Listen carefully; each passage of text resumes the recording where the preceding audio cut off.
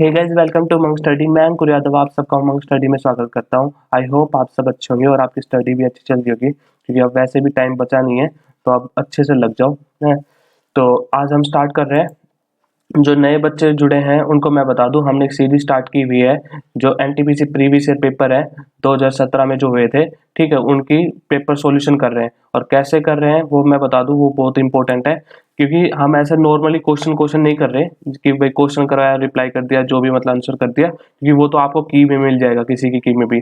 हम क्या कर रहे हैं, कोई भी जीएस का टॉपिक मिल रहा है ना, तो उसको डिटेल में देखते जा रहे हैं, और मैथ और रीजनिंग के क्वेश्चन भी इसमें ऐड है, ताकि बीच में वो भी मिस ना रहे। ठीक है, तो आपको अलग अलग टीचर के पास जाने की जरूरत नहीं है कि मैथ का करने के लिए दूसरे टीचर से करो और जीएस के टॉपिक करने के लिए अलग टीचर से करो। तो ये टॉपिक वो हैं जो सिर्फ दो पेपर्स के अंदर, तो कुछ मैंने टॉपिक लिख दिए, शायद एक दो टॉपिक मैंने मिस भी कर दिए होंगे। तो ये टॉपिक वो हैं जो हमने मिस, मतलब दो पेपर के अंदर, सिर्फ दो पेपर के अंदर हमने इतने टॉपिक पूरे कवर करवा दिए हैं। ठीक है, तो ऐसे आज भी हम देखने वाले हैं इंपॉर्टेंट टॉपिक। पर बताने से पहले कि हम क्या करने वाले हैं आज, उससे पहले मैं बता दूं, हमने एक मॉक टेस्ट ग्रुप बनाया हुआ है व्हाट्सएप पे।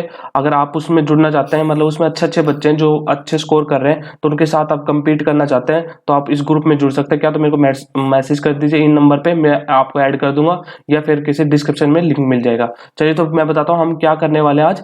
देखिए, आज मैं बता देता हूँ पहले क्या क्या देखने वाले हैं। जैसे आज ये क्वेश्चन देखा हमने, ये प्रेसिडेंट के बारे में, ठीक है, आंसर आएगा इसका प्रेसिडेंट आएगा। ठीक है, ये तो मैं बता ही देता हूँ पहले ही। तो क्या करेंगे, इसका जैसे प्रेसिडेंट का पूरा टॉपिक हम देखेंगे, क्या क्या क्वेश्चन बन सकते हैं प्रेसिडेंट के ऊपर, कि कौन से आर्टिकल में आता है, 52 में आता है, ओथ कौन से में आता है, इलेक्शन के टाइम मतलब कौन कौन सी मतलब बॉडीज पार्टिसिपेट करती हैं, वो सब कुछ देखेंगे। हिंदी और इंग्लिश दोनों लैंग्वेज होंगे। ऐसे जैसे ये क्वेश्चन क्या है, ये परसेंटेज का क्वेश्चन है, ये प्रीवियस ईयर के क्वेश्चन है सारे।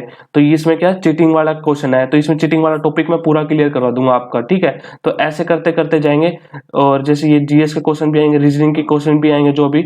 और ये जैसे इंडस सिविलाइजेशन है, तो इससे जो भी क्वेश्चन बन सकते हैं, आप वीडियो पूरा देखें। देखिए, आज आप 30 मिनट टाइम दीजिए, मैं गारंटी देता हूँ आपका कोई भी वेस्ट नहीं होगा। वैसे आप स्टोरी वगैरह देखने में या फालतू चीजें देखने में कर देते हैं टाइम वेस्ट।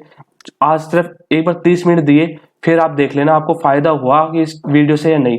ये गारंटी मेरे को, आपका टाइम वेस्ट नहीं होने दूंगा एक मिनट भी। ठीक है, क्योंकि फालतू हम बात ही नहीं करेंगे, सीधा अपने पॉइंट टू पॉइंट चलेंगे। ठीक है, क्योंकि अब टाइम बचा नहीं है कि मैं आपको स्टोरी बताऊं या कुछ भी ऐसे मजे जो कहानियां सुनाऊं जो आपको। ठीक है, तो सबसे पहले चले, अब टाइम वेस्ट ना करते हैं, सीधे अपने पॉइंट पे आते हैं, पहले क्वेश्चन पे आते हैं। पहला क्वेश्चन करिए जो भी, वैसे आंसर बता दिया है मैंने।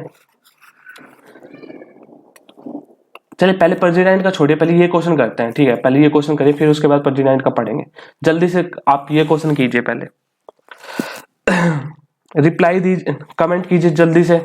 ठीक है, कमेंट करना है आपको। अगर आपको वीडियो पसंद आए तो लाइक करके जाना है। ठीक है, फिर अभी मत करिए, कोई जरूरत नहीं है अभी करने की, जब आपको पसंद आए तो। ठीक है, तो पहले जल्दी से ये देखिए ये क्वेश्चन।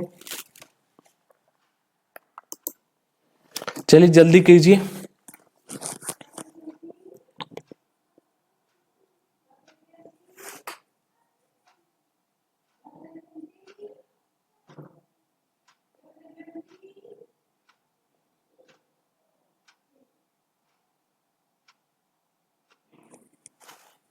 जल्दी कमेंट कीजिए आप अपना आंसर, जल्दी, इतना टाइम नहीं है। ठीक क्वेश्चन है, ये काफी बच्चों को डाउट रहता है इसमें, चीटिंग वाले क्वेश्चन में आज पूरा क्लियर करके जाएंगे। ठीक है, अगर ये समझ लिया तो फिर आपको किसी इससे आसानी क्वेश्चन मिलेंगे वहां पे, वो पूरा कॉन्सेप्ट। चलिए मैं करवाता हूँ। ठीक है, अगर नहीं किया तो आप वीडियो पॉज करके अपना आंसर निकाल सकते हैं, फिर उसके बाद सॉल्यूशन देख लेना मेरे तरीके से मैं कैसे करता हूँ। देखिए क्या दे रखा है, shopkeeper cheats to extend to 22% while buying, ठीक है, एंड सेलिंग। मतलब 22% तो वो खरीदते वक्त चीटिंग करता है, और 22% बेचते वक्त। और कैसे, किस वजह से, कैसे करता है, वेट केस से। मतलब भाई 22% जब खरीदते वक्त चीटिंग करता है वेट में, और 22% जब बेचते टाइम करता है। ठीक है, तो इसमें देखिए वो सक्सेसिव वाला मत लगा देना, जैसे 22 प्लस में 22 और किसी प्लस में, ऐसे शायद कई बच्चे ऐसे लगाए होंगे, और फिर भाई 100। तो ये तरीका, ये आंसर ही गलत है, ये ऐसे ऐसे नहीं होता, सक्सेसिव नहीं हो रहा है ये। ठीक है, तो इसमें कैसे होता है, देखिए ये केस देखिए कैसे होगा। ये क्या है ना, देखो पहले के स्टेप पे चलते हैं। पहले स्टेप क्या हुआ, सीपी। सीपी के टाइम पे मतलब जो खरीद रहा है उस टाइम की बात कर रहे हैं। उस टाइम वो क्या कर रहा है, 22% का क्या कर रहा है, घपला कर रहा है। तो 22% वेट का घपला कर रहा है। तो एक बार देखिए, पहले मैं एक कंडीशन मान लेते हैं इसमें। पहले ये कंडीशन मान के करेंगे कि 1 ग्राम हमारा 1 रुपए के बराबर है। ठीक है, समझ में आया? ये हम मान के चलते हैं। तो देखिए, जब मान लेते हैं, जब किसी जो सीपी है जब वो खरीदते जाता है, तो देखिए वो क्या करता है, जब 100 रुपए की चीज है, जो मान लो 100 रुपए की चीज जो खरीद रहा है, वो 100 रुपीज की जो चीज है, वो 100 रुपीज में कितने ग्राम ले लिया। वैसे तो अगर देखा जाए तो कितना वजन होना चाहिए भाई, 100 रुपए में 100 ग्राम चीज लेके आना चाहिए सीपी के टाइम पे। पर वो 22% की चीटिंग करता है। तो मतलब आप किसी 22% ज्यादा लेके आएगा खरीदते वक्त। ठीक है, तो 100 रुपए में 100 की जगह 100 कितने लेके आया, 122, क्योंकि 22% ज्यादा लेके आएगा ना। तो 122 ग्राम सीपी लेके आए, मतलब खरीदते वक्त 122 ग्राम लेके आए 100 रुपए में। ये तो हो गया आपका खरीदते वक्त वो कर रहा है। और सेलिंग प्राइस के टाइम क्या करता है, सेलिंग प्राइस के टाइम क्या करता है कि 100 रुपए की चीज, भाई मोल कस्टमर आता है उसके पास, तो 100 रुपए की चीज में वैसे तो उसको देना चाहिए 100 रुपए का, किसी इसमें वो कुछ भी नहीं दे रखा है डाटा कि भाई किसी प्रॉफिट कितना करता है, तो हम वो पूरा जीरो मान के चलेंगे। ठीक है, तो बेचते वक्त क्या होना चाहिए उसका कि 100 रुपए में उसको 100 ग्राम देना चाहिए उसको, कस्टमर को। ठीक है, पर वो देगा क्या, चीटिंग करेगा यहाँ पे। तो यहाँ पे तो कम देगा भाई, यहाँ पे चीटिंग का मतलब ये ना खुद को फायदा उठाना है उसको। तो चीटिंग करते वक्त 22% कम देगा। तो 22% अब कम देगा तो कितने ग्राम दिया उसने, बेचा है मतलब 78 ग्राम भाई। 100 का 78 ग्राम ही हो ना, 22% कम देगा तो 78 का। अब ये दो कंडीशन बन गई। अब बस आपका क्वेश्चन बस सोल्व ही हो गया। तो ये देखिए, ये क्या क्वेश्चन हो गया कि सीपी खरीदते वक्त 122 ग्राम लेकर आता है 100 रुपए में, और एसपी क्या बेचते वक्त क्या करता है, 78 ग्राम बेचता है 100 रुपए में। पर एक चीज और देखिए, यहां से हम प्रॉफिट निकाल सकते हैं नहीं। देखिए क्यों, जैसे मान लेते हम क्या करते हैं, ये क्वेश्चन होता है जैसे 2 पेन खरीदता है कोई भी, मतलब शॉपकीपर 2 पेन कितने में लाता है, मान ले 10 रुपए में लाता है, और 3 पेन बेचता है कितने में, मान लीजिए 20 रुपए में। तो ऐसा थोड़ी कि इस पे 10 पे यही कर देते भाई, 10 पे 100% का प्रॉफिट होगा। ये क्या होना चाहिए, पेन बराबर होना चाहिए। क्या तो एक पेन की वैल्यू हो या दोनों बराबर हो। तो यहां से 3 से मल्टीप्लाई कर देते हैं, इसको 3 से मल्टीप्लाई करते हैं, इसको 2 से मल्टीप्लाई करते हैं, तो 6 पेन की वैल्यू आ जाती है। फिर हमारा निकल जाता है सॉल्यूशन। ठीक है, तो वही केस ये यहां पे बन गया कि यहां पे सीपी का ग्राम और किसी सेलिंग प्राइस के टाइम, दोनों टाइम पे सेम वेट सेम क्वांटिटी के अकॉर्डिंग होना चाहिए, फिर हम सोल्व करेंगे। तो यहां पे इसको मल्टीप्लाई कर देंगे, इसको मल्टीप्लाई कर देंगे 78 से, और इसको मल्टीप्लाई कर देंगे 128 से। तो ये अपना सीपी क्या आ गया 78, और ये इतना इससे मल्टीप्लाई करेंगे जो वो आ जाएगा हमारा एसपी। तो ये केस, तो ये तो कंडीशन, ये क्वांटिटी अब हमारे कोई काम की नहीं, ये सिर्फ ये वाला डाटा काम का अब हमारा।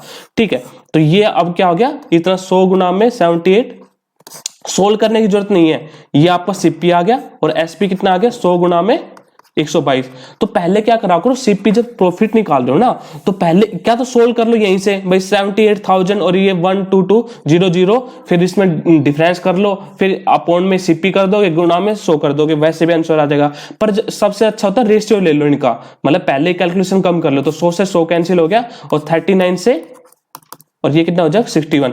तो हमेशा क्या करा करो, कभी भी प्रॉफिट और लॉस निकालना हो तो अगर डाटा हार्ड है तो उसका सीपी और एसपी का रेशियो लेके निकालो हमेशा। ठीक है, तो यहां से कितना आ गया, ये देखिए कितना डिफरेंस, अब कितना बच गया 40 और 21 22। ठीक है, 22 अपॉन में 39, ठीक है, गुना में 100, तो ये कितना आ गया आपका प्रॉफिट आ जाएगा। तो ये प्रॉफिट कितने में आएगा 39, और ये 5 पे जाएगा तो 5 कुछ आएगा, तो 5 एक ही आता है, तो ये आंसर आ जाएगा 56.41। तो ये पूरा सोल्व कर लेना चाहिए आपको, वैसे यही आएगा, मैंने बता दिया 56.4। ठीक है, समझ में आया, ऐसे ही करना है। ठीक है, चलिए अगला क्वेश्चन देखते हैं। अब आ जाते हैं अपने प्रेसिडेंट वाले पे। ठीक है, तो इस पे देखते हैं प्रेसिडेंट वाले पे। मैं क्वेश्चन बोलता जाऊंगा, मैं पूछता जाऊंगा, आपको कमेंट बॉक्स में रिप्लाई देना है उन क्वेश्चनों का, क्योंकि प्रेसिडेंट का अब तैयारी सबने कर ली होगी, तो प्रेसिडेंट के बारे में सबको पता होगा मोस्टली को। ठीक है, नहीं पता वो सीखता जाएगा। ठीक है, अब देखिए जितने क्वेश्चन बन सकते हैं प्रेसिडेंट से वो मैं सारे बताने वाला हूँ। ठीक है, तो सबसे पहले बताइए प्रेसिडेंट जो है वो कौन से आर्टिकल के अंदर आते हैं। ठीक है, आपके पास जल्दी से रिप्लाई कीजिए, 2 सेकंड है, 3 सेकंड है, जल्दी करिए। ठीक है, तो प्रेसिडेंट कौन से आर्टिकल के अंदर आते हैं, 52 आर्टिकल के अंदर आते हैं। तो इनको ओथ कौन दिलाता है, प्रेसिडेंट को ओथ कौन दिलाता है, चीफ जस्टिस ऑफ इंडिया। ठीक है, चीफ जस्टिस ऑफ इंडिया इनको ओथ दिलाता है। अगर चीफ जस्टिस ऑफ इंडिया अगर नहीं है तो कौन दिलाएगा? सीनियर मोस्ट जज ऑफ सुप्रीम कोर्ट। ठीक है, शॉर्ट फॉर्म में लिखूंगा ताकि टाइम वेस्ट ना हो, जल्दी जल्दी करते हैं। ठीक है, क्योंकि रिवीजन चल रहा है ना ये तो। और ये बता दिया अंडर कौन से आर्टिकल के अंदर ये ओथ दिलाते हैं इसको भाई। 52 आर्टिकल के अंदर तो प्रेसिडेंट आता है और 60 के आर्टिकल 60 के अंदर इसको ओथ दिलाता है चीफ जस्टिस। तो पहले आर्टिकल ही कर लेते सारे। ठीक है, चलो वैसे करवा देते, इसका सीक्वेंस में चलते हैं। ठीक है, तो अब ये पूछ लेते हैं इस पे और क्या पूछ सकते हैं कि फर्स्ट सिटीजन इंडिया का कौन होगा? फर्स्ट सिटीजनशिप, फर्स्ट नागरिक कौन होगा? सिटीजन कौन होगा? प्रेसिडेंट। सेकंड कौन होता है बताइए? सेकंड हमारे क्या होते हैं? वाइस प्रेसिडेंट होते हैं सेकंड। थर्ड कौन से होते हैं? Prime minister. फिर उसके fourth governor of the states. और फिर बस इतना ही, फोर्थ तक ही पूछते हैं, ज्यादा इससे ज्यादा नहीं पूछेगा। ठीक है, और क्या पूछ सकता है? प्रेसिडेंट हमारे क्या होते हैं? सुप्रीम कमांडर ऑफ, बताइए क्या? Supreme commander of defence forces. ठीक है, मतलब किसी सुरक्षा बल का किसी सेनापति कौन होता है? हमारे प्रेसिडेंट ही होते हैं। ठीक है, और कौन से और क्या बता सकते हैं? अब एक बताइए, अब आते थे इनकी क्वालिफिकेशन पे। मतलब अगर प्रेसिडेंट बनना है आपको किसी को भी तो उसके लिए क्या क्या क्वालिफिकेशन होनी चाहिए आपकी? क्वालिफिकेशन प्रेसिडेंट किसके अंदर आते हैं? एक तो बताइए, पहले तो ये बताइए क्वालिफिकेशन के लिए, क्वालिफिकेशन जो प्रेसिडेंट की होती है वो किस आर्टिकल के अंदर आती है? तो क्वालिफिकेशन कहां पे, किस आर्टिकल के अंदर दे रखे? कॉन्स्टिट्यूशन के आर्टिकल 58 के अंदर। ठीक है, ये रिवीजन चल रहा है आपका जल्दी जल्दी। ठीक है, और इसके लिए क्वालिफिकेशन, पहली क्वालिफिकेशन क्या होनी चाहिए? ये सिटीजन होने चाहिए इंडिया के, सिटीजन ऑफ इंडिया होने चाहिए। हिंदी में मैं बता रहा हूं, बोल रहा हूं, इंग्लिश में लिख भी रहा हूं। ठीक है, तो सिटीजन ऑफ इंडिया होना चाहिए। और क्या इनकी एज क्या होनी चाहिए? कंप्लीट कर लेनी चाहिए 35 एज होनी चाहिए कम से कम। ठीक है, और तीसरी क्वालिफिकेशन क्या होनी चाहिए? ये लोकसभा का जो इलेक्शन होता है ना, लोकसभा के जो इलेक्शन होते हैं उसके लिए क्वालिफाइड होने चाहिए। मतलब वहां के लिए के मेंबर बनने के लिए एलिजिबल होने चाहिए। देखिए ये बच्चे बहुत ज्यादा कंफ्यूज होते हैं। जो प्रेसिडेंट होता है ना उसके लिए तो क्या होती है कि वो लोकसभा का मेंबर बनने के लिए एलिजिबल होना चाहिए। जो भी मतलब उसके लिए कंडीशन चाहिए वो कम से कम वो तो फुलफिल होने चाहिए, ये तो अलग है ही, पर 35 एज होकर ये भी होनी चाहिए लोकसभा का मेंबर बनने के। और जो वाइस प्रेसिडेंट का होता है ना, वाइस प्रेसिडेंट का, उसके लिए क्या होता है? उसके लिए क्या होता है? राज्यसभा की किसी राज्यसभा के जो इलेक्शन होते हैं उसके लिए एलिजिबल होना चाहिए। तो ये तीन कंडीशन होगी, सिटीजनशिप, 35 एज और किसी लोकसभा के मेंबर बनने के एलिजिबल। और चौथी कौन सी होनी चाहिए कि कोई भी सरकारी कामकाज, मतलब किसी कोई भी ऑफिस इंडियन गवर्नमेंट में, सेंट्रल में या स्टेट में, कोई भी ऑफिस में किसी वो ये नहीं होने चाहिए जॉब कर रहे हैं। ठीक है, तो ये आपको समझ में आ गया होगा। ठीक है, और देखते हैं प्रेसिडेंट के बारे में। मैंने कहा ना पूरा डिटेल में देखें, कुछ भी नहीं छोड़ेंगे। ठीक है, तो इलेक्शन होता है, जो प्रेसिडेंट का इलेक्शन होता है वो कौन से आर्टिकल के अंदर आता है? पहले ये बताइए। आर्टिकल इंपॉर्टेंट है, प्रेसिडेंट से रिलेटेड सारे आर्टिकल इंपॉर्टेंट है तो आपको पता होना चाहिए। तो इलेक्शन से रिलेटेड कौन सा आर्टिकल आता है प्रेसिडेंट का जिसमें इनकी इलेक्शन से रिलेटेड दे रखी चीजें? तो आर्टिकल 54। ठीक है, बाद में फिर से रिवाइज करा दूंगा अगर आपको आर्टिकल का एक बार और, तो पहले ये देखते जाइए। तो इलेक्शन का क्या, इलेक्शन के लिए कौन सा होता है, कौन सा मेथड यूज किया जाता है ये बताइए। जो इलेक्शन के लिए जो इनडायरेक्टली इलेक्टेड जो मेथड होता है उसको क्या कहते हैं? Single transferable vote. मतलब क्या होता है, जैसे कि सबको हर एक मेंबर को एक मतलब जो भी पर्चा सा दे देते हैं उसमें आपको क्या रहता है? प्रीफरेंस लिखनी रहती है कि भाई मेरे को ये प्रीफरेंस है कि ये प्रेसिडेंट बनना चाहिए, पहली प्रीफरेंस, दूसरी प्रीफरेंस, तीसरी प्रीफरेंस। तो पहली प्रीफरेंस के अकॉर्डिंग जो सबसे कम प्रीफरेंस वाला है वो निकल जाएगा। ठीक है, ये वैसे बता रहा हूं थोड़ी सी कि आपको पता चल जाए कैसे होता है सिंगल ट्रांसफरेबल वोट के सिस्टम कैसे होता है। तो जैसे मान ले तीसरी प्रेफरेंस वाला है, अगर उसमें सबसे ज्यादा तीसरी प्रेफरेंस में उस बंदे को निकाल देंगे। अब जिस बंदे ने पहली प्रेफरेंस दे रखी तीसरे के, तो उसकी प्रेफरेंस को सेकंड प्रेफरेंस चेक करेंगे। अब फिर ऐसे चेक करते करते जाएंगे। ठीक है, जब तक 50% बॉडी जब उनको वोट ना मिल जाए। तो ठीक है, तो ये हो गया। पहले ये नहीं जाना, सिंपल ये याद रखना, ये पूछेगा ऑप्शन में कौन सा मेथड यूज किया जाता है? Single transfer vote system use करते हैं। और सिक्योरिटी कितने रुपए जमा करने होते हैं आरबीआई के अंदर? कितने रुपए जमा करने होते हैं? कमेंट कीजिए जल्दी से। कितने रुपए जमा करने हैं? 15,000। ठीक है, 15,000 रुपीज इनको आरबीआई में एज ए सिक्योरिटी जमा करनी पड़ती है। ठीक है, तो अब ये बताइए इलेक्शन में कौन कौन पार्टिसिपेट करता है प्रेसिडेंट के इलेक्शन में, कौन कौन पार्टिसिपेट करता है, ये जल्दी से कमेंट बॉक्स में जल्दी कमेंट कीजिए।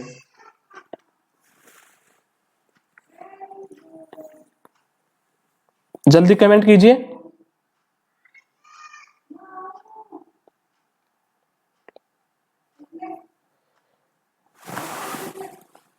आंसर नहीं आ रहा बच्चों का, क्या बात है, पता नहीं है क्या कौन कौन पार्टिसिपेट करता है?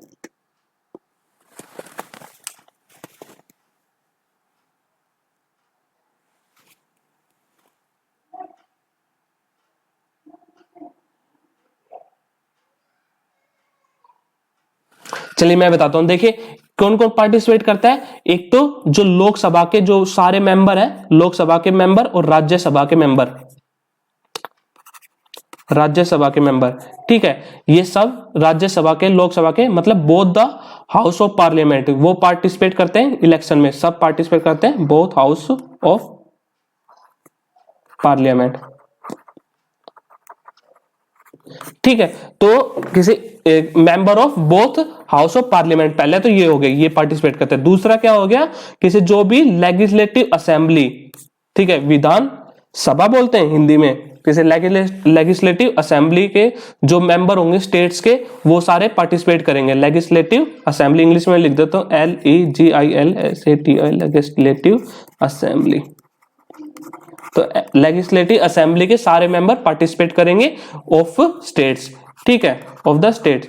और इसमें एक चीज और होती है, देखिए लेजिस्लेटिव काउंसिलिंग भी होती है, आपको पता होगा कुछ स्टेट में लेजिस्लेटिव काउंसिलिंग भी होती है, तो लेजिस्लेटिव काउंसिलिंग के मेंबर पार्टिसिपेट नहीं करते, ये ध्यान रखना, ठीक है, ये इंपॉर्टेंट है, ठीक है। थर्ड आ जाइए, तीसरा क्या है, किसी दिल्ली जो यूटी में है ना, यूटी में सिर्फ 8 यूटी है, तो 8 यूटी, यूनियन टेरिटरी में सिर्फ 2, दिल्ली एंड पांडुचेरी, तो इनके इनके जो लेजिस्लेटिव असेंबली के मेंबर्स है ना, वो पार्टिसिपेट करते हैं, और कोई सी यूटी के मेंबर पार्टिसिपेट नहीं करते। तो समझ में आ गया, लोकसभा के मेंबर, लोकसभा राज्यसभा के वो मेंबर करेंगे, legislative assembly of all states, और यूटी लेजिस्लेटिव असेंबली के दिल्ली और किसी कौन से किसी पांडुचेरी के, ठीक है, मेंबर पार्टिसिपेट करेंगे। अब आ जाइए कहां पे, ये तो बात हमारी होली, किसकी बात होली, प्रेसिडेंट को ओथ कौन दिलाता है। अब प्रेसिडेंट किसको अपॉइंट्स करता है, ठीक है, जो प्रेसिडेंट अपॉइंट करता है ना, तो अपॉइंटमेंट के बारे में बताना है। अब अपॉइंटमेंट के बारे में क्या क्या पूछ सकता है, तो अपॉइंटमेंट का पहले तो देखिए कौन से आर्टिकल के अंडर आती है, तो आर्टिकल कौन सा आता है, आर्टिकल 60, ठीक है, आर्टिकल 60 के अंदर आता है। तो ये मैं बताता था किस किस को पार्टी मतलब किसे अपॉइंट करता है पीएम, किस किस को करता है, किस ना प्रेसिडेंट किस किस को अपॉइंट करता है, ये मैं बताता हूं। देखिए पहले तो पीएम, ठीक है, और पीएम के बाद प्राइम मिनिस्टर समझ गए, ठीक है, और फिर उसके बाद प्राइम मिनिस्टर में ये भी आ रही है आपके कैसे कौन से काउंसिल मिनिस्टर, मतलब जो काउंसिल मिनिस्टर, आप कैबिनेट समझ गए ना, कैबिनेट मेंबर जो भी होते हैं काउंसिल मिनिस्टर, उनको किसकी रिकमेंडेशन पे, पीएम की रिकमेंडेशन करेगा, पीएम रिकमेंड करेगा, उनको प्रेसिडेंट अपॉइंट करता है, ठीक है, काउंसिल मिनिस्टर्स, ठीक है, पहला हो गया पीएम, ठीक है, पीएम और काउंसिल मिनिस्टर हो गया। फिर कौन आगे, चीफ जस्टिस को भी कौन करता है, चीफ जस्टिस ऑफ इंडिया जो भी है उनको भी यही करता है। और सुप्रीम कोर्ट के जज हैं उनको कौन अपॉइंट करता है, सुप्रीम कोर्ट के जज को भी यही अपॉइंट करते हैं। और एंड हाई कोर्ट के जजेस को भी, ठीक है, हाई कोर्ट के जजेस को भी यही अपॉइंट करते हैं, ठीक है, हाई कोर्ट के जजेस को, हाई कोर्ट के जजेस को भी अपॉइंट करते हैं, ठीक है। और कौन आ गए, अटॉर्नी जनरल, मैं जल्दी जल्दी लिख देता हूं, अटॉर्नी जनरल ऑफ इंडिया जो कौन है, लॉ ऑफिसर है, ठीक है। और फोर्थ आ जाइए, और कौन है, the journal of CAG, CAG की फुल फॉर्म बताइए जल्दी से क्या होती है, कंट्रोलर एंड ऑडिटर जनरल, ठीक है। अगला बताइए, फिफ्थ चेयरमैन, और कौन कौन बच के कमेंट करते जाइए, आपको जो पता है वो आप कमेंट करते जाइए, chairman and members of UPSC.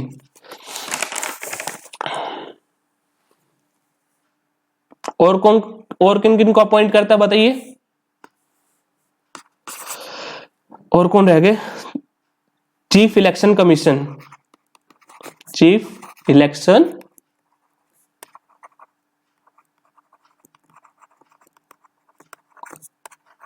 और चीफ इलेक्शन कमीशन कौन से आर्टिकल के अंडर आता है? 324 फर्स्ट, ये भी याद रख लीजिए। 7th कौन सा और कौन रह गए?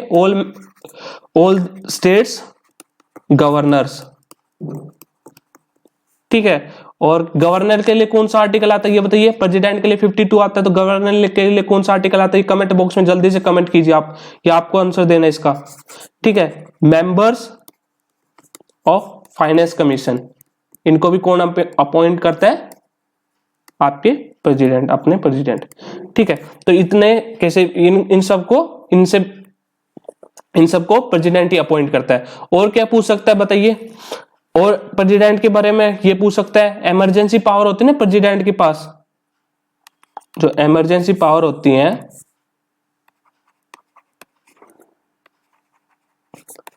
कौन कौन सी इमरजेंसी पावर होती है? पहले तो ये बताइए, इमरजेंसी पावर जो होती है ये कौन से पार्ट के अंदर आता है? आपको पता है ना, कॉन्स्टिट्यूशन में 3 चीजें होती हैं, एक आर्टिकल, एक पार्ट, एक शेड्यूल। तो कैसे आपको बताना कौन से पार्ट के अंदर आते हैं? तो कौन से पार्ट के अंदर आते हैं ये पूछ ले तो पार्ट 18, ठीक है। और कौन कौन सी पावर होती है, कौन कौन सी इमरजेंसी लगा सकता है प्रेसिडेंट? एक तो होती है नेशनल इमरजेंसी, ठीक है। और किसी दूसरी कौन सी है? स्टेट। पहले ये बताइए, नेशनल इमरजेंसी कौन से आर्टिकल के अंदर आती है? आर्टिकल 352, ठीक है। और स्टेट इमरजेंसी कौन से आर्टिकल के अंदर आती है? 356, ठीक है। और तीसरी कौन सी होती है? फाइनेंशियल इमरजेंसी, ये कौन से आर्टिकल के अंदर आती है? आर्टिकल 360 के अंदर, ठीक है। और जो इनमें से ये बताइए, आप अपने इंडिया में कौन सी इमरजेंसी, इन तीनों इमरजेंसी में एक बार भी इमरजेंसी नहीं लगी है, ठीक है, ये आप खुद बताएंगे। चलिए और देख लेते हैं प्रेसिडेंट के बारे में, और क्या क्या पूछ सकता है। पहले बताइए, चलिए ये स्टैटिक पॉइंट और कवर कर लेते हैं। स्टैटिक पॉइंट भी प्रेसिडेंट से रिलेटेड जो भी स्टैटिक पॉइंट है वो हम कवर कर देते हैं, जो भी कुछ भी ना छूटे फिर आपका। तो पहले प्रेसिडेंट कौन थे? ये फर्स्ट प्रेसिडेंट कौन थे? आप सुनते जाइए, स्पीड थोड़ी तेज ही रहेगी, क्योंकि टाइम वेस्ट नहीं करना ना बच्चों का। वैसे भी अब एग्जाम वैसे आ रहा है, तो मैं रिवीजन करवा रहा हूँ, जल्दी जल्दी कुछ भी आपका जो रिवीजन हो जाए। और कई बच्चों को अगर नहीं पता तो वो किसी सीख ही सकते हैं स्टार्टिंग से भी। तो फर्स्ट प्रेसिडेंट कौन थे? डॉक्टर राजेंद्र प्रसाद, ये सबको पता होगा।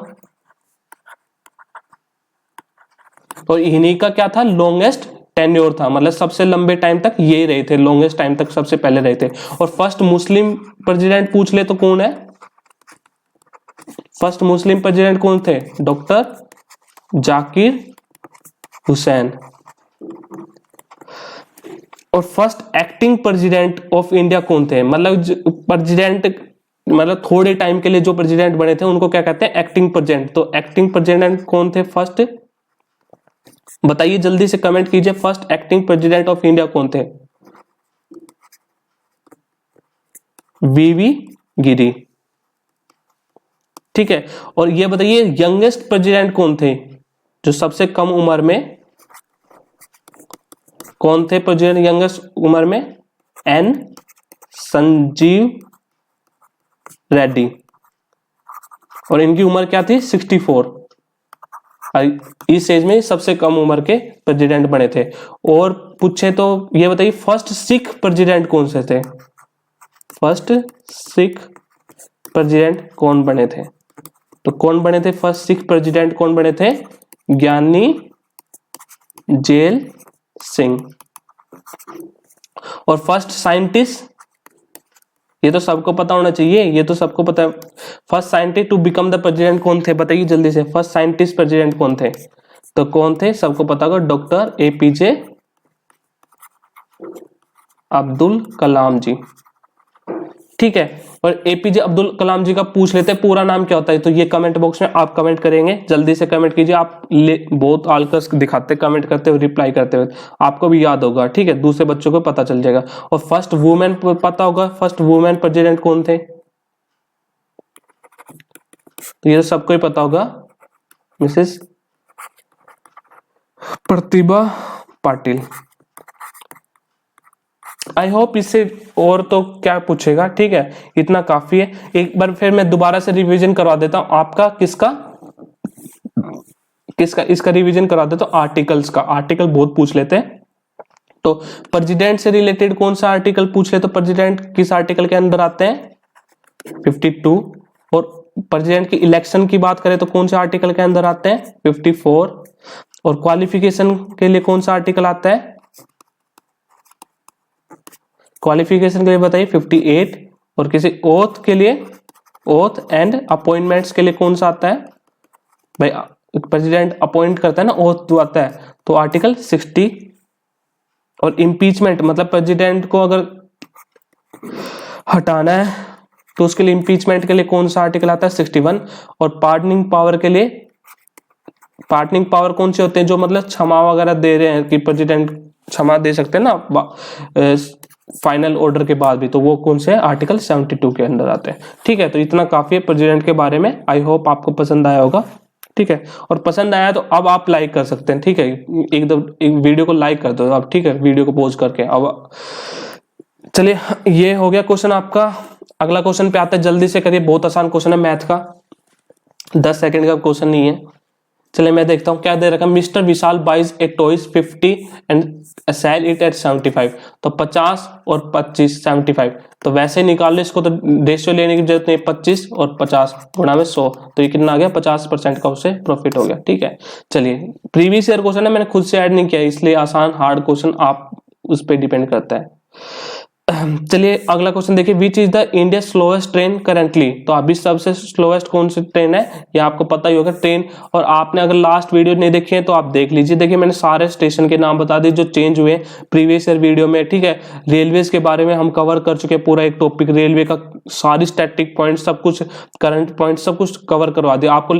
पीडीएफ नहीं, एक सीरीज मिल जाएगी प्ले लिस्ट, लेक्चर्स बाय अंकुर यादव के नाम से, लेक्चर्स बाय अंकुर यादव, आप टाइप करेंगे YouTube पे तो आपको मिल जाएगा। ठीक है, या नहीं तो उमंग स्टडी के प्लेलिस्ट में जाइए, सबसे ऊपर वाली प्लेलिस्ट अंकुर लेक्चर्स बाय अंकुर यादव के नाम से मिलेगी। उसमें आपको करीबन 18-19 वीडियो आ चुके हैं, एग्जैक्ट मेरे को पता नहीं है, तो उसमें आप देख लेना। तो इसका आंसर क्या आएगा, मेट्टुपालम उट्टी नीलगिरी यात्री ट्रेन, तो इसका आंसर फर्स्ट आएगा। ठीक है, चलिए अगला क्वेश्चन देखिए, रीजनिंग का क्वेश्चन है, जल्दी से करिए।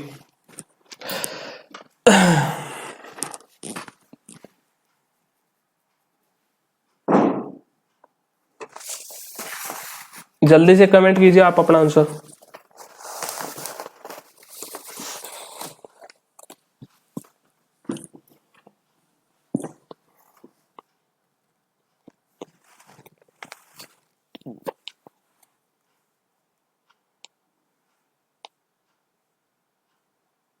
चलिए मैं बताता हूं, देखिए इस क्वेश्चन में क्या कर रहे हैं, इन ए क्लास ऑफ 100 स्टूडेंट, 100 स्टूडेंट है, 63 क्या कह रहे हैं कि एप्पल लाइक करते हैं, और ऑरेंज कितने लाइक करते हैं 76। तो पूछ रहा है how many like both Apple and orange. देखिए एक बात बताइए, जब 100 टोटल है तो इनमें से ये टोटल तो कितना हो गया 130 प्लस में 9 139 आ रहा है। तो मतलब ये क्या हुआ कि जो 39 जो बंदे हैं वो दोनों चीजें लाइक कर रहे हैं, जब भी तो 100 से ऊपर आ रहा है ना। देखिए तो यहाँ पे एक वेन डायग्राम से कर लिया करो ये क्वेश्चन, तो यहाँ पे जो कॉमन आ गया, जो डिफरेंस आ गया वो क्या आएगा 39, जो भाई जो दोनों चीजें लाइक कर रहे हैं। ठीक है, और इसका फॉर्मूला भी है, वैसे मैं फॉर्मूला प्रेफरेंस नहीं देता, बच्चे करते हैं, तो उसमें क्या होता है, जैसे number of total equal to number of only A plus में number of only B minus में कॉमन, जो ए और बी, ऐसे ए और बी दोनों लाइक करें, तो यहाँ पे 100 हो जाएगा, यहाँ से निकालते हैं 100 प्लस में 76 प्लस में 63 माइनस में जो भी x मान लो, तो x की वैल्यू ही क्या आएगी 39 आएगा, वो ही क्या आता है कॉमन होता है। ठीक है, पर मैं यहाँ से वेन डायग्राम से करता, वेन डायग्राम जल्दी से कर देता है। तो टोटल क्या माइनस क्या 100 से, तो वो ही क्या आता है कॉमन, बीच का जो बीच में आता है। अब एक बात बताइए, a क्या है 63 है, तो टोटल a 63 है, अगर पूछ ले ओनली a, ये o हो गया, तो ओनली a क्या होगा, तो ये 39 वाला ये वाला पार्ट हम घटा देंगे भाई। अगर ये वाला पार्ट हम घटा देंगे तो सिर्फ जो ए लाइक करते हैं वो आ जाएगा, तो 63 में से 39 घटाओ कितना आ गया, अगर ओनली ए पूछे तो आंसर क्या आएगा 69, 40 और किससे 23 24, तो ओनली ए कितने आ गए 24। ऐसे ओनली ओ पूछे तो भाई 76 टोटल है, उनमें से 39 घटा दो, 39 घटाओगे तो कितना आएगा 40 और 36 37 है ना, 37 ही आएगा ना, तो 37 ओनली ओ आगे। तो पहले ये हो गया पूरा डाटा। वैसे मैंने बताया कोई क्वेश्चन क्या बन सकता है इस पे, ठीक है, वेन डायग्राम पे। पर आप अपने क्वेश्चन पे आते हैं, how many of them who likes both Apple and orange. तो एप्पल और ऑरेंज कितने लाइक करते हैं, 39, आपका आंसर आ जाएगा। अगला क्वेश्चन देखिए क्या, अच्छा ये सेम ही है, इसी पे है। तो पूछ रहा है how many student like Apple only. तो एप्पल ओनली कितना था, मैंने बताया था ना 24, तो 24 बंदे हैं जो ओनली एप्पल पसंद करते हैं, ठीक है। आई होप आपको समझ में आ रहा होगा। चलिए क्वेश्चन का रिप्लाई कीजिए। अपना दूसरा टॉपिक स्टार्ट होने वाला है जल्दी से, कौन सा, इंडस वैली सिविलाइजेशन। पहले इस क्वेश्चन का रिप्लाई दीजिए जल्दी से। सबको पता होगा इस क्वेश्चन का रिप्लाई तो। इंडस वैली सिविलाइजेशन कौन सी सिविलाइजेशन थी, कौन सा सिविलाइजेशन थी, ब्रॉन्ज एज सिविलाइजेशन थी, ठीक है। ये कौन सी थी, ब्रॉन्ज एज। उस टाइम से अगर पूछ लें तो आयरन को तो उस टाइम जानते भी नहीं थे। अगर पूछ लेना कि हड़प्पा के टाइम पे कौन से मेटल को नहीं जानते थे, ऑप्शन में आ जाए, तो आयरन को वो नहीं जानते थे, किसको जानते थे, ब्रॉन्ज को जानते थे। तो मैंने बताया था कि हम सारे क्वेश्चन देखेंगे इंडस वैली सिविलाइजेशन से, जो भी बन सकते हैं क्वेश्चन। तो आ जाओ क्वेश्चन पे आप जल्दी से, मैं पूछता जाऊंगा, आप कमेंट बॉक्स में रिप्लाई करते जाना, ठीक है। तो सबसे पहले बताओ कि सिंधु सभ्यता क्यों प्रसिद्ध थी, किस लिए प्रसिद्ध थी। पहले तो सिंधु सभ्यता के बारे में थोड़ा सा बेसिक पूछ लेते हैं, चलो कोई नहीं, क्वेश्चन पे बाद में चलेंगे। सिंधु सभ्यता, ठीक है, सिंधु सभ्यता, एक तो बताइए सिंधु सभ्यता कब से कब तक थी, 2000 ईस्वी पूर्वी लिख लीजिए या बीसी लिख लीजिए, ठीक है, ईस्वी से 1750 ईस्वी पूर्वी, ठीक है। तो ये जब से जब तक चली थी, ठीक है। तो अब और कौन से थे, इस सिंधु सभ्यता के बारे में सबसे पहले जानकारी किसने दी थी। तो ये बताइए जानकारी किसने दी थी, अगर पूछ ले जानकारी किसने दी थी, तो जानकारी किसने दी थी 1826 में, किसने दी थी बताइए कमेंट बॉक्स में जल्दी से, पता होना चाहिए। हिस्ट्री का स्टार्टिंग में टॉपिक आता है चार्ल्स मैसन, ठीक है भाई, कमेंट करो, क्योंकि सिंधु सभ्यता तो आप सबसे पहले अगर लूसेंट भी पढ़ रहे हो तो ये सिंधु सभ्यता ही आएगी सबसे स्टार्टिंग में ही। और अगर किसी टीचर से कोचिंग की है तो वो भी मोस्टली यही टॉपिक कराता है ज्यादातर। तो आप कमेंट बॉक्स में कीजिए, कमेंट करते रहिए जो मैं पूछता जाऊं, ठीक है। तो अब ये हो गया, चार्ल्स मैसन ने तो क्या थी, जानकारी दी थी। अगर पूछ ले खोज किसने की थी, सिंधु सभ्यता की खोज किसने की थी, सबसे पहले खोज पूछ ले तो खोज किसकी की थी, जल्दी बताइए। राय बहादुर दयाराम साहनी जी ने खोज की थी, ठीक है। तो अब बताइए जल्दी से, मुख्य फसलें कौन सी थी वहां पे, सिंधु सभ्यता के टाइम पे मुख्य फसलें कौन सी थी, फसलों के बारे में बताइए, क्रॉप बताइए कौन कौन सी थी। एक तो कितनी थी, जौ और गेहूं, वीट,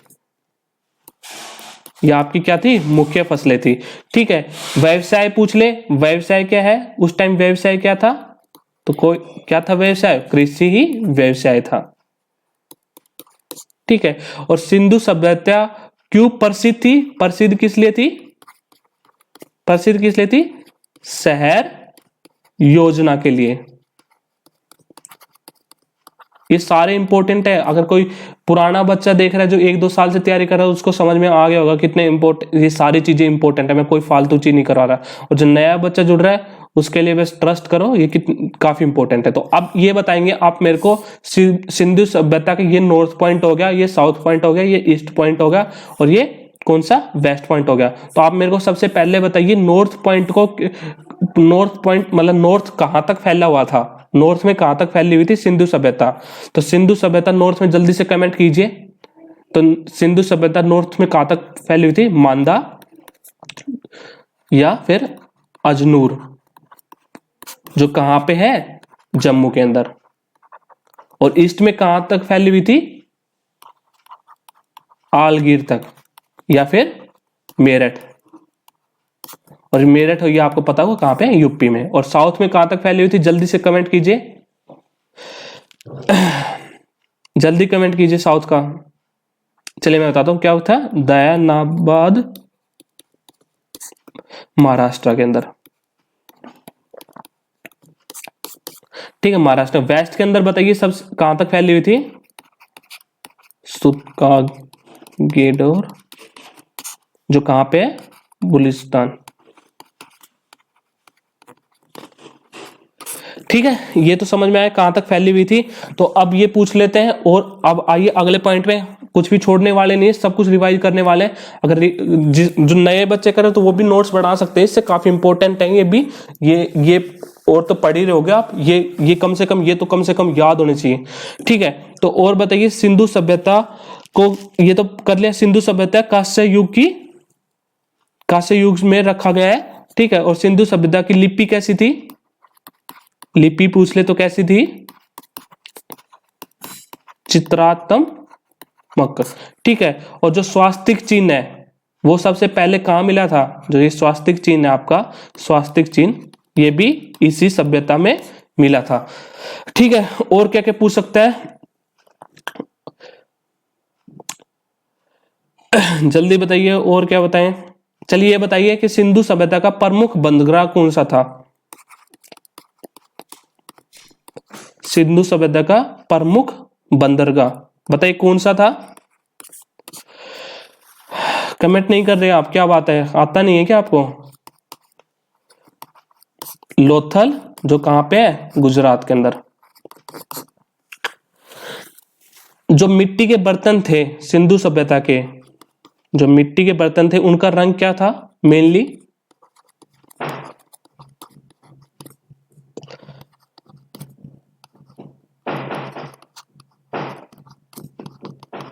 बताइए जल्दी से, मिट्टी के बर्तन पर प्रयुक्त रंग कौन सा था? बताइए जल्दी से, कौन सा था? लाल।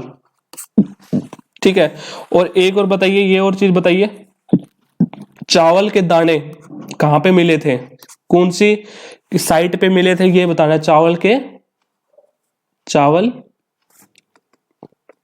गलत लिख दिया,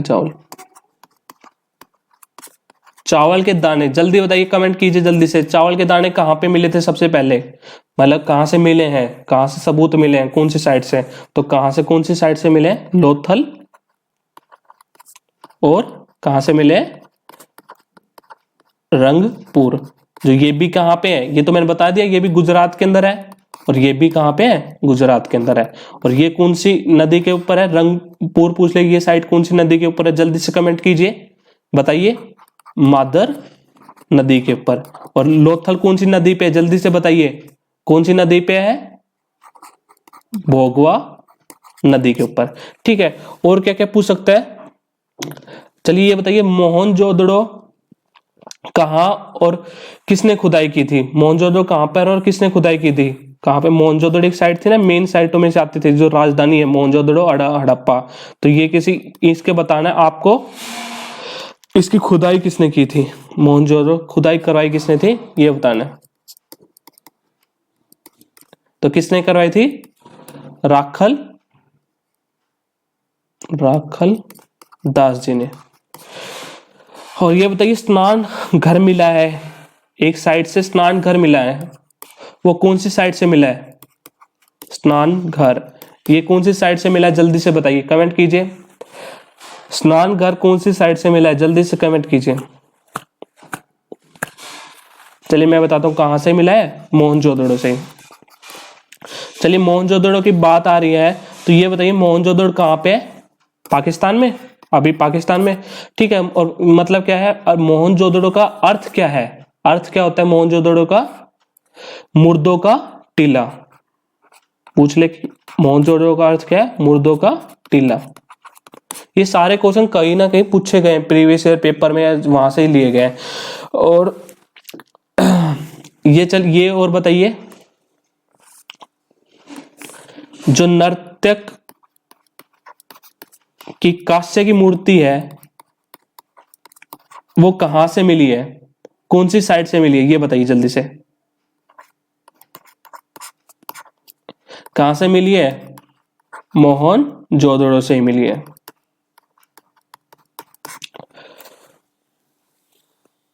और इसका हो चुका है ना, मोहनजोदड़ो की खुदाई किसने करवाई थी? राखल दास ने। और हड़प्पा जो साइट थी उसकी खुदाई किसने करवाई थी? ये भी इंपॉर्टेंट है, ये और बता दीजिए, हड़प्पा की खुदाई किसने करवाई थी?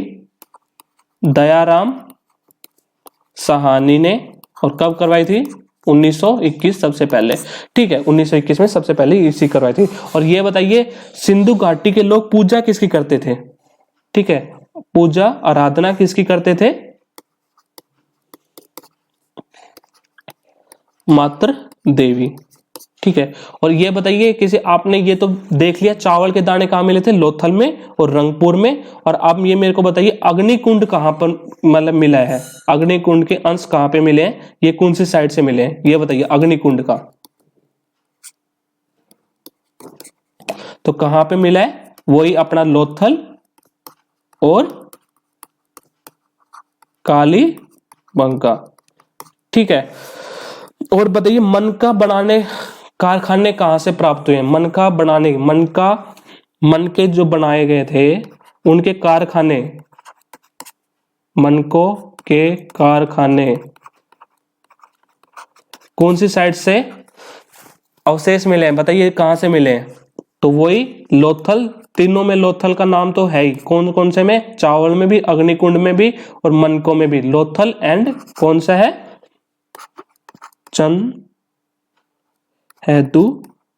चंदुहड़ा।